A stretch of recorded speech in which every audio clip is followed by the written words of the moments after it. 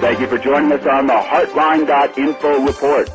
Hey everybody, Steve Larvik, AEDRX. I'm here today with Enrique Christopherson of Cardiac Science, who is going through with us in a series of interviews on the benefits of AEDs in general, and specifically on his PowerHeart G3 unit.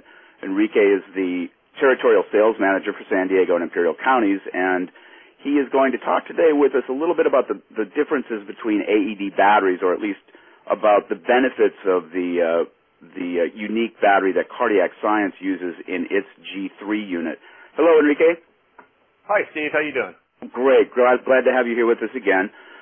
Enrique, the G3 uses a lithium-ion battery, and this is a particularly robust battery, I understand. Could you go into some detail on this battery and what its benefits are? Oh, sure, Steve. Yeah, Cardiac Science put in a pretty penny there on our research and development in developing the most robust battery in the industry.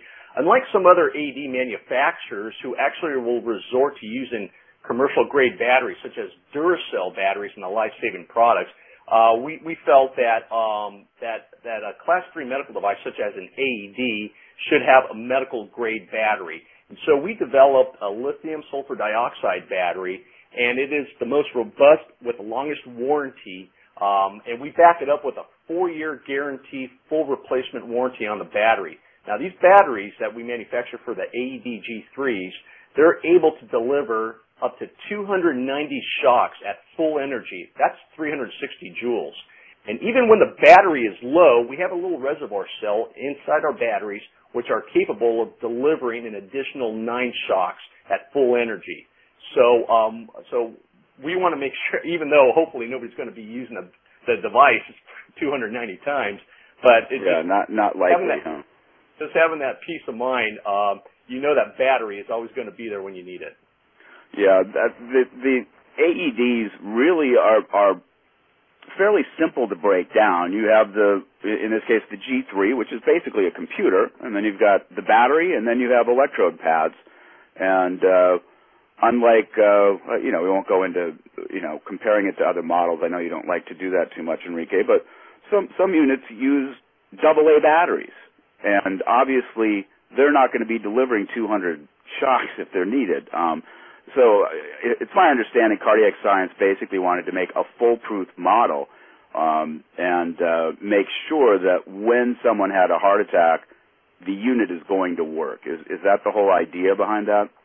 That's correct. We're going into the reliability, not really going into too much in depth, but every 24-hour period, the PowerHeart G3 will literally wake up. And every AED in the industry has 3 major components: the internal circuitry, the battery, and the pads.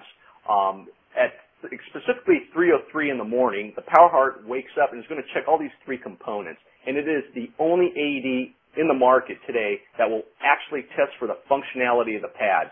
Besides checking for the internal circuitry, making sure everything's working, also it's going to test for the presence and capacity of the battery.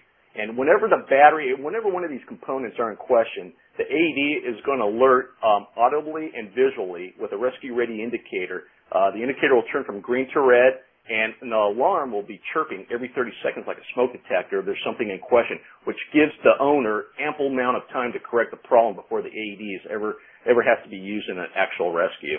Right. So this thing could sit on the wall for a month, 2 months, 6 months, a year, but if it's not checked or it doesn't tell you, which is the case with this unit, you're not going to know, and it won't be ready unless you change the battery or change the pads, or is that the idea?